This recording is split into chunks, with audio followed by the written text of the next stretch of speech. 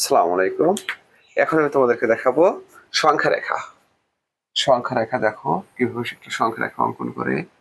তুমি এইখানে শূন্য, তারপরে দেখো কিভাবে 1 2 3 4 5, 5 নম্বর ঘরটা বড় হবে। 1 2 3 4 5।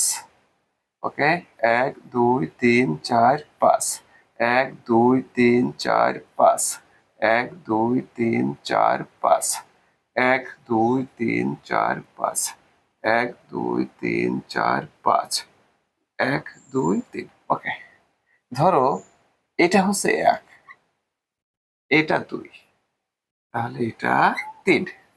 ওকে, তাহলে আমাদের প্রথম কাজ হচ্ছে, বলতো এখানে একটা ক দেওয়া আছে, এই ক সমান কত? দেখো 1 কিভাবে গঠিত হয়েছে?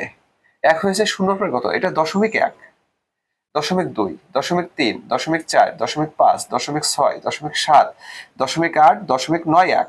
অর্থাৎ 1 হচ্ছে কি দশমাংশের 10 ভাগের 1 ভাগ হলো এক একটা 1। তাহলে 10টা দশমাংশ নিয়ে একটা 1 তৈরি হয়েছে। তাহলে দেখো ক সমান কত হবে? ক সমান 0.1। কেন 0.1? কারণ এটা হলো 1 দশমাংশ, মানে 10 ভাগের 1 ভাগ। দেখো এখানে এই এই এক একটা ভাগে কিন্তু 10টি করে ভাগ আছে। তাহলে এক একটা ভাগের মান কত? 0.1 করে। 0.1 মানে কি 10 ভাগের 1 ভাগ। দেখো 10 ভাগের 1 ভাগ, 10 ভাগের 2 ভাগ, 10 ভাগের 3 ভাগ, 10 ভাগের 4, 10 ভাগের 5, 10 ভাগের 6, 10 ভাগের 7, 10 ভাগের 8, 10 ভাগের 9, 10 ভাগের 10, অর্থাৎ 1। ঠিক আছে, এভাবে আমরা একের পর মান। এখন দেখো তোমাদেরকে দেখাচ্ছি, একটা খ দিয়ে দেখাচ্ছি তোমাকে আমি। এটা খ, বুঝে দেখো এখানে খ দেওয়া আছে, তাহলে খ সমান কত হবে?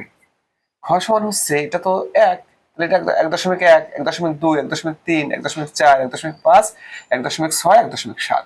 তাহলে খ সমান কত হবে? খ সমান 1.7। এবার আমি তোমাদেরকে দেখাচ্ছি গ। দেখো এইখানে দেওয়া আছে গ, তাহলে গ সমান কত হবে? গ সমান দেখো 2, তাহলে 2.1, 2.2, 2.2। ওকে, তারপরে দেখো তোমার ঘ সমান, তোমাকে যদি আমি এটা দেখাই, তোমার এটাকে আমি তোমাকে ঘ বললাম, বলতে পারবা ঘ সমান কত? তাহলে দেখো 3.1, 3.2, 3.3, 3.4, 3.5, 3.6, 3.7, 3.8। তাহলে ঘ সমান কত হবে? 3.8। ওকে বন্ধুরা, তাহলে আমরা একটি সংখ্যা রেখা দেখলাম। এভাবে আমরা সংখ্যা রেখার মাধ্যমে সংখ্যা রেখা করব। তারপরে দেখো আমি তোমাদেরকে আরো একটি সংখ্যা রেখা দেখাচ্ছি। সংখ্যা রেখায়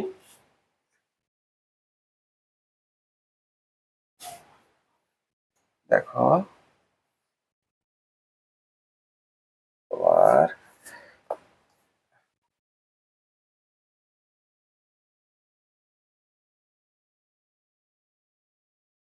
সেটা হচ্ছে,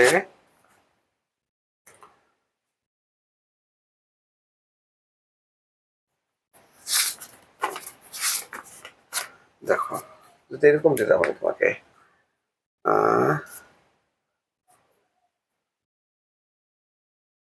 এটা দিলাম তোমাকে, এটা 1, 1, এটা 2, এটা 3। তোমাকে বললাম বলো তো ক সমান কত? এই এটা দিলাম খ, খ সমান কত? তাহলে তোমাকে বললাম এটা গ, গ সমান কত? এইটা আমি তোমাকে বললাম খ, খ সমান কত? এটা তোমাদের বাড়ির কাজ থাকবে। ঠিক আছে, তো ধন্যবাদ।